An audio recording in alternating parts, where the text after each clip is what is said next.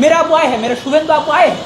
তারা মনে করে যে ভারতের শুভেন্দু আব্বু নাকি ওদের ওই এক মা আছে খুনি হাসিনা, ওকে নাকি বাংলাদেশে নাকি ফেরত নিয়ে আসবে। আরে ভাই, আমরা তো চাই সে ফেরত আসুক, এবং সে ফেরত আসবে ফাঁসির কাস্টে ঝোলার জন্য। সে ফেরত আসবে এবং সে আসা মাত্র আমরা তার বিচার করে ছাড়বো। ভুটান এবং মালদ্বীপের কথা যদি আমরা বলি, তাদের রাষ্ট্রীয় যে টেরিটরি সেটা আমাদের টেরিটরির চেয়েও ছোট। তাদের যদি অবস্থানের কথা বলি, তাদের মিলিটারি বা তাদের যে আর্মি সেটা আমাদের আর্মির চেয়েও দুর্বল। তারা কিভাবে ভাই ডিপ্লোম্যাসি করে ঠিক আছে ভাই? আমরা তো তাদের দিকেও তাকাতে পারি ভাই। বাংলাদেশ তার চেয়ে অনেক ভালো করতে পারতো, কিন্তু এই ধরনের কিছু আসলে সেজদা করা পাবলিক, যারা ভারতের পায়ে সেজদা করে, তাদের কারণে আসলে আমরা অনেক কিছু করতে পারি না। এই হচ্ছে অবস্থা ভাইরা। এখন বাংলাদেশের পররাষ্ট্রমন্ত্রী আছেন, স্বাধীন সার্বভৌম বাংলাদেশের নির্বাচিত সরকারের পররাষ্ট্রমন্ত্রী। আপনাকে বলতে চাই, আপনি একটু ভুটান এবং নেপালের পররাষ্ট্রনীতির দিকে একটু তাকান। পৃথিবীর অনেক বড় বড় দেশ আছে, পৃথিবীর অনেক ছোট ছোট দেশও আছে যাদের পররাষ্ট্রনীতি অনেক শক্তিশালী। পৃথিবীর অনেক দেশ আছে যাদের মিলিটারি আমাদের মিলিটারির চেয়ে অনেক দুর্বল। আপনি চাইলে আমাদের হাতে অনেক শক্তিশালী এবং অনেক কেপেবল ডিপ্লোম্যাটস আছে, তাদেরকে কাজে লাগান। আমাদের বাংলাদেশের ডিপ্লোম্যাসি সেই পর্যায়ে নিয়ে যান। বাংলাদেশকে সুরক্ষা দেওয়ার দায়িত্ব এবং নিরাপত্তা দেওয়ার দায়িত্ব শুধু জনগণ, লুঙ্গি পরা জনগণ বর্ডারে গিয়ে একা কাঁধে তুলে নেয় নাই। এটা আপনারা নির্বাচিত সরকার, আপনাদেরও দায়িত্ব।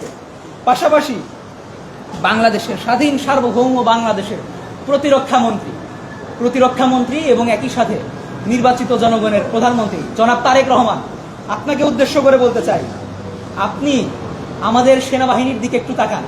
আমাদের সেনাবাহিনী শুধু আমরা এই ডিপ্লোম্যাসির মাধ্যমে আমরা সীমাবদ্ধ থাকতে চাই না। আমরা চাই আমাদের আর্মি তারা আরো ভালো করুক, আমাদের মিলিটারি তারা আরো ভালো করুক। আমাদের অস্ত্র শস্ত্র দরকার। আমাদের এমনও অভিযোগ আছে যে দীর্ঘদিন পুরাতন একটা মরা একটা ফাইটার জেটও না, একটা মরা একটা যুদ্ধ বিমান, সেইটা চালাতে গিয়ে বা সেইটা নিয়ে প্র্যাকটিস করতে গিয়ে অনেক মানুষ মারা গিয়েছে। আপনারা জানেন মাইলস্টোন দুর্ঘটনার কথা, আপনারা জানেন। এর কারণ কি?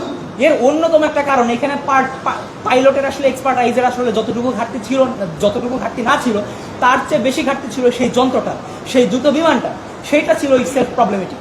তো আপনি বাংলাদেশের পররাষ্ট্রমন্ত্রী, বাংলাদেশের প্রতিরক্ষা মন্ত্রী এবং প্রধানমন্ত্রী জনাব তারেক রহমান, বাংলাদেশের মিলিটারির দিকে একটু তাকান। বাংলাদেশের মিলিটারিকে আপনি শুধু আসলে বিভিন্ন কাজের কন্ডাক্ট নেওয়া এর মধ্যে সীমাবদ্ধ রাখেন না, বিভিন্ন কাজের কন্ট্রাক্ট নেওয়ার মধ্যে সীমাবদ্ধ রাখেন না। আপনি বাংলাদেশের আর্মিকে আরেকটু শক্তিশালী করেন, আরো প্রফেশনাল করে তোলেন। অন্যথায় আমাদের আসলে নিজেদের জায়গাটা অত্যন্ত দুর্বল হয়ে যাবে। আপনি মাননীয় প্রধানমন্ত্রী, আপনার কিন্তু সেই কথাটা আমরা ভুলি নাই। আপনি পূর্ববর্তী সময়ে যখন ক্ষমতায় ছিলেন, আপনার সরকার যখন ক্ষমতায় ছিল, তখন কিন্তু আপনি একটা ইন্টারভিউ বলেছিলেন যে আপনার উদ্দেশ্য বাংলাদেশের টেরিটরি বাড়ানো। এটা কিন্তু আপনি বলেছিলেন, এখনো পর্যন্ত রেকর্ড আছে। তো আপনি যদি মনে করেন, যেহেতু এখন আমাদের অবস্থা অপেক্ষাকৃত খারাপ, আপনি যদি মনে করেন যে বাংলাদেশের টেরিটরি বাড়ানোর দিকে আপনি যেতে পারবেন না, ওকে, সমস্যা নেই। কিন্তু আপনি যে টেরিটরি আছে, আমাদের যে স্বাধীনতা সার্বভৌমত্ব আছে, এইটার দিকে একটু নজর দেন ভাই। অনুগ্রহ করে এইটার উপর নজর দেন। এবং এই স্বাধীনতা সার্বভৌমত্বকে টিকিয়ে রাখার মহান আমানত কিন্তু আপনার ঘাড়ে, এবং আপনি যদি ফেল করেন, বাংলাদেশ কিন্তু ফেল করবে।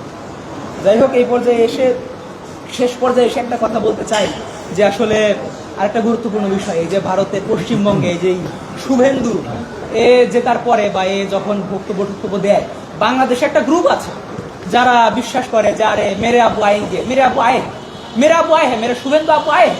তারা মনে করে যে ভারতের শুভেন্দু আব্বু নাকি ওদের ওই এক মা আছে খুনি হাসিনা, ওকে নাকি বাংলাদেশে নাকি ফেরত নিয়ে আসবে।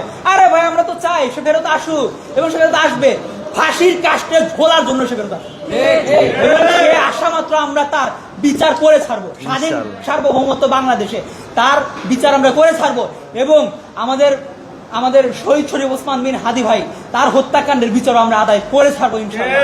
বাংলাদেশ জিন্দাবাদ, ইনকিলাব জিন্দাবাদ। আসসালামু আলাইকুম। এই মুহূর্তে আমাদের সঙ্গে সংবাদ সম্মেলনের মূল বক্তব্য এবং ইনকিলাব মঞ্চের পক্ষ থেকে কয়েকটি সুনির্দিষ্ট দফা উপস্থাপন করবেন ইনকিলাব মঞ্চের সদস্য হচ্ছেন